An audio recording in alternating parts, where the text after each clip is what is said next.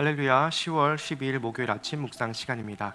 함께 보실 말씀은 열왕기상 15장 9절에서 24절 말씀입니다. 이스라엘의 여로보암 왕 제20년에 아사가 유다 왕이 되어 예루살렘에서 41년 동안 다스리니라. 그의 어머니의 이름은 마아가라, 아비살롬의 딸이더라. 아사가 그의 조상 다윗같이 여호와 보시기에 정직하게 행하여 남색하는 자를 그 땅에서 쫓아내고 그의 조상들이 지은 모든 우상을 없애고 또 그의 어머니 마아가가 혐오스러운 아세라 상을 만들었으므로 태후의 위를 폐하고 그 우상을 찍어 기드론 시냇가에서 불살랐으나 다만 산당은 없애지 아니하니라. 그러나 아사의 마음이 일평생 여호와 앞에 온전하였으며 그가 그의 아버지가 성별한 것과 자기가 성별한 것을 여호와의 성전에 받들어 드렸으니 곧 은과 금과 그릇들이더라. 아사와 이스라엘의 왕 바아사 사이에 일생 동안 전쟁이 있으니라. 이스라엘의 왕 바아사가 유다를 치러 올라와서 라마를 건축하여 사람을 유다 왕 아사와 왕래하지 못하게 하려 한지라. 아사가 여호와의 성전 곳간과 왕궁 곳간에 남은 은금을 모두 가져다가 그 신하의 손에 넘겨 다메섹에 거주하고 있는 아람의 왕 헤시온의 손자 다브림몬의 아들 벤 하닷에게 보내며 이르되, 나와 당신 사이에 약조가 있고 내 아버지와 당신의 아버지 사이에도 있었느니라. 내가 당신에게 은금 예물을 보냈으니 와서 이스라엘의 왕 바아사와 세운 약조를 깨뜨려서 그가 나를 떠나게 하라. 벤 하닷이 아사 왕의 말을 듣고 그의 군대 지휘관들을 보내 이스라엘 성읍들을 치되 이온과 단과 아벨 벳 마가와 긴네렛 온 땅과 납달리 온 땅을 쳤더니 바아사가 듣고 라마를 건축하는 일을 중단하고 디르사에 거주하니라. 이에 아사 왕이 온 유다에 명령을 내려 한 사람도 모면하지 못하게 하여 바아사가 라마를 건축하던 돌과 제목을 가져오게 하고 그것으로 베냐민의 게바와 미스바를 건축하였더라. 아사의 남은 사적과 모든 권세와 그가 행한 모든 일과 성읍을 건축한 일이 유다 왕 역대 지략에 기록되지 아니하였느냐. 그러나 그는 늙음하게 발에 병이 들었더라.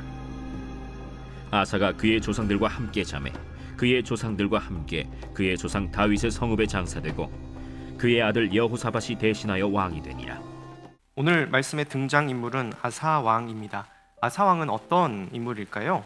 오늘 11절에 보면 여호와 보시기에 정직하게 행하였다라고 얘기합니다. 근데 누구처럼 정직하게 행했습니까? 바로 다윗같이 정직했다라고 얘기합니다. 여러분, 이 다윗같이라는 말이 너무 중요합니다. 우리가 보고 있는 열왕기상에 벌써 여러 왕들이 등장했고 앞으로도 많은 왕들이 등장할 텐데 이 열왕기서를 읽는 그 관점, 이 열왕기서를 관통하는 주제가 바로 이 다윗 같다라는 말에 있습니다.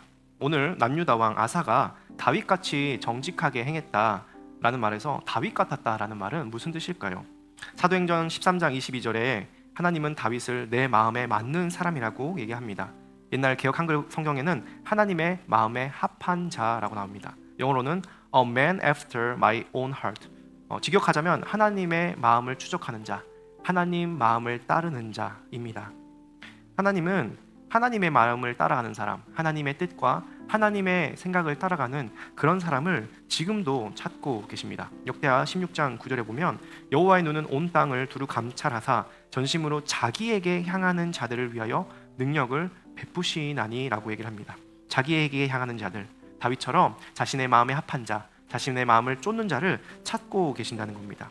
그런 사람이 바로 다윗이었고 아사 왕이 그 다윗과 같은 사람이었다고 얘기를 합니다. 이어지는 다음 절에서 아사가 어떻게 하나님의 마음을 쫓아 행했는지 12절부터 나오는데요.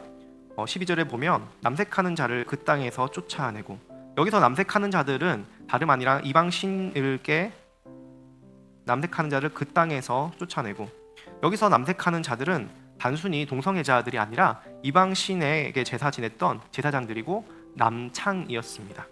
그래서 아사는 이들을 없애버림으로 신앙의 개혁을 단행했고 그의 조상들이 지은 모든 우상을 없앴다라고 얘기를 합니다. 그뿐만이 아닙니다. 13절에 보면 그의 어머니 마아가가 혐오스러운 아세라상을 만들었으므로 태후의 위를 폐하고 그 우상을 찍어 기드론 시냇가에 불살랐다라고 합니다. 여기서 나오는 어머니 마아가는 실제로는 그의 할머니입니다. 할머니 마아가는 할아버지 그리고 아버지 이대에 걸친 통치 기간 동안 섭정을 하면서 온 유다 땅을 우상 천지로 만들어 놓은 우상 숭배의 주범이었습니다. 그래서 그의 할머니라 할지라도 하나님 앞에서 옳지 않게 행동했을 때에 황후의 위를 폐하고 우상을 찍어 불태워 버리는 그런 개혁을 단행한 것이 바로 아사였습니다. 다만 산당은 없애지 아니했다. 여기서 산당은 없애지 않았지만이라는 말은 나중에 기회가 되면 자세히 설명하겠지만 간략하게 말씀드리면 이때 당시의 산당은 지금의 시장과 같은 역할을 하면서 경제적인 이유로 민초들을 위해서 남겨놓았을 것이라고 생각을 하고 있습니다.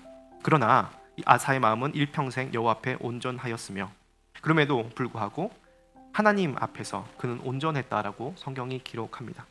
뒤이어서 15절에 그가 어떻게 온전했느냐 하면 그가 그의 아버지가 성별한 것과 자기가 성별한 것을 여호와의 성전에 받들어 들였으니 곧 은과 금과 그릇들이더라. 그는 성전에 은과 금 그릇을 가져갔습니다. 자기 아버지 그리고 자신의 것을 자신을 위하여 쓰지 않고 은과 금은 이 땅의 가장 소중한 가치이기 때문에 그것을 하나님께 드렸다는 것은 나라의 운명과 나라의 앞길이 다 하나님의 것입니다. 하나님이 주인이십니다 라는 고백을 드린 것과 마찬가지였습니다. 그렇게 아사는 다윗처럼 하나님 앞에 정직했고 이스라엘을 개혁하면서 하나님 앞에 온전한 사람으로 세워졌습니다. 그런데 놀라운 사실은 무엇입니까?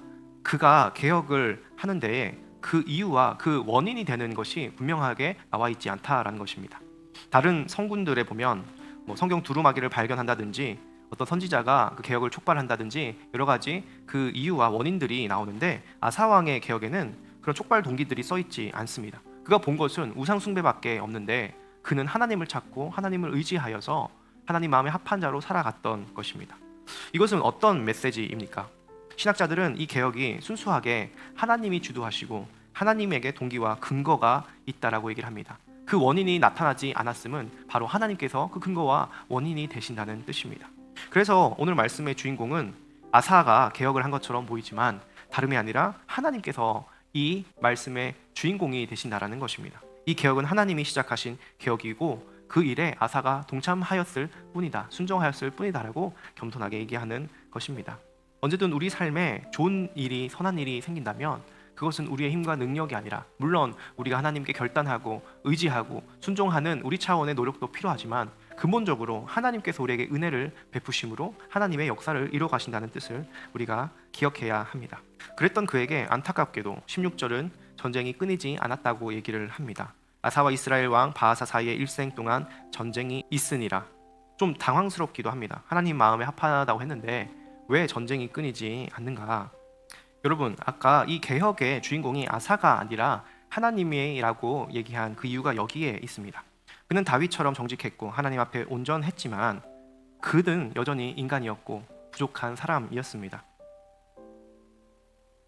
그가 하나님을 온전히 의지할 때도 있었지만 매일매일 하나님을 온전히 의지하지는 못했던 부족한 부분이 드러나기 때문입니다. 그의 삶에 전쟁이 끊이지 않았던 이유, 그의 삶에 두 번의 큰 전쟁이 있었는데요. 바로 그의 종교개혁 전후로 있었습니다.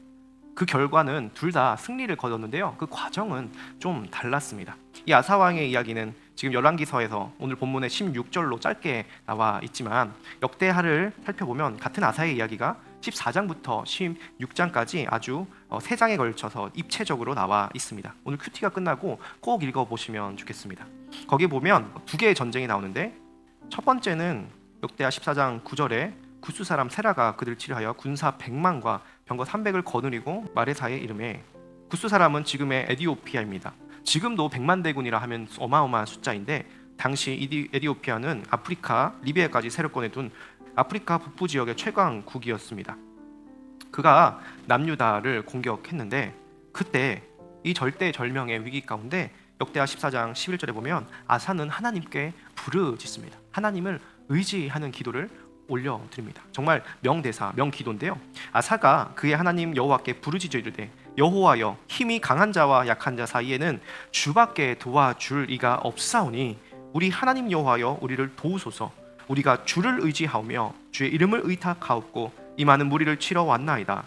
여호와여, 주는 우리 하나님이시오니 원하건대 사람이 주를 이기지 못하게 하옵소서 하였더니, 여러분, 한 문장 한 문장이 우리의 심장을 하나님께 올려드리는 간절한 기도입니다. 주밖에는 도와줄 이가 없습니다.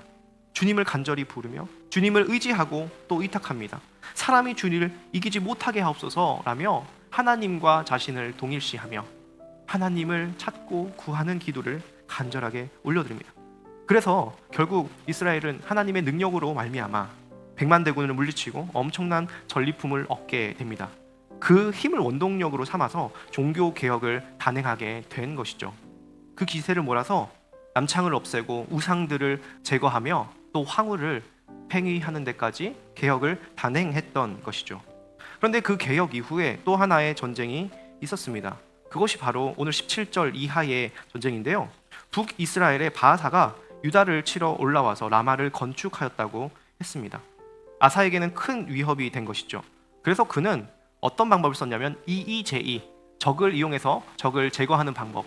북이스라엘이 남유다를 이렇게 쳐들어 오려고 하니까 북이스라엘 위에 있는 다메섹의 아람 왕을 포섭하여서 북이스라엘을 치게 합니다. 그래서 북이스라엘은 어쩔 수 없이 눈을 위로 향할 수밖에 없었고 여기에 짓고 있던 그 모든 물자들을 가지고 와서 전리품으로 삼아 그가 요새를 건축하게 됩니다.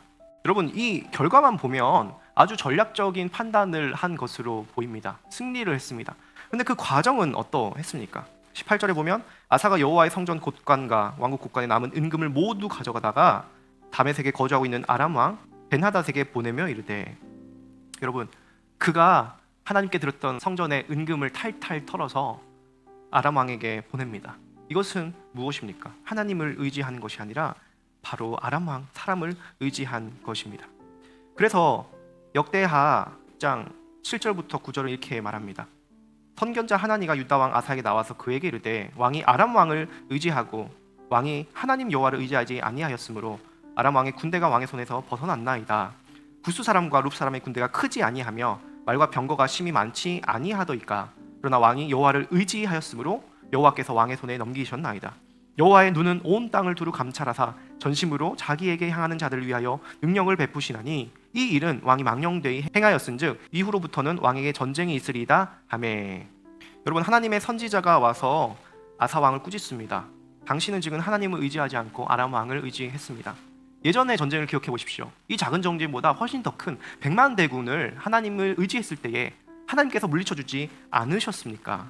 하나님은 온 땅을 두루 감찰하시며 자기를 찾는 자들, 하나님을 의지하는 자를 지금도 찾고 계십니다라고 얘기를 합니다. 그리고 그 마지막에 이후로부터 왕에게 전쟁이 있으리이다 라고 얘기하는 것이죠. 여러분, 우리가 이것을 통해서 깨달아야 될 것은 무엇입니까? 아사 왕의 그 두 번의 전쟁의 승리는 결국 그 과정이 달랐습니다. 하나님을 의지한 승리는 참된 승리였고 사람을 의지한 승리는 결국 승리가 아니었습니다. 우리 삶에 적용해보자면 우리 삶에 여러 가지 전쟁이 있습니다. 우리가 하나님을 따라가는 다윗과 같은 사람으로 하나님 앞에 온전한 사람, 의인이 되었지만 매일매일 전쟁 같은 삶 가운데 우리가 주님을 의지하는지 의지하지 않는지 주님께서 우리를 살펴보시며 주님을 의지하라고 오늘도 말씀하고 계신다라는 것입니다. 오늘 우리 함께하는 교회 성도님들은 모두가 다윗의 길을 가는 사람들입니다. 우리 삶에는 매일의 개혁이 필요합니다. 매일 우상을 버리는 개혁이 필요하고 매일 전쟁 같은 삶 속에서 하나님만 의지하는 그런 신앙이 필요합니다. 그래서 오늘 이 시간 말씀을 읽고 말씀을 듣고 우리가 기도하는 시간이 필요합니다. 그것이 바로 하나님을 의지하는 방법이기 때문입니다. 오늘도 하나님께서는 온 땅을 두루 감찰하시며 전심으로 하나님을 찾는 자에게 능력을 주시는 하나님이십니다. 오늘 함께하는 교회 성도님들 모두가 이 말씀을 통하여서 더욱더 주님을 의지하고 더욱더 주님의 능력을 덧입어서 100만 대군과 같은 우리 삶의 어려움을 뛰어넘고 작은 일에 넘어지지 않는 귀한 삶을 사시길 주님의 이름으로 간절히 축복합니다. 기도하겠습니다. 하나님, 오늘 아사왕의 이야기를 통하여서 우리가 다윗의 길을 걷는 자로 하나님 앞에 온전한 자로 날마다 살아가길 원하시는 하나님의 뜻을 알게 되었습니다. 우리 삶을 개혁하고 우리 삶의 우상을 버리는 매일의 삶이 있게 하여 주시옵소서. 하나님은 오늘도 온 땅을 두루 감찰하시며 하나님을 찾는 자에게 능력을 베푸십니다. 우리 앞에 당한 크고 작은 문제들, 관계 문제, 재정의 문제, 경의 문제, 이 모든 것들을 능히 승리하게 하시는 주님을 바라보며 의지할 때에 주여, 주밖에는 우리를 도울 분이 없사오니 우리를 살려주시고 구원하여 주시고 일으켜 주시옵소서. 감사드리며 예수님의 이름으로 기도드립니다. 아멘.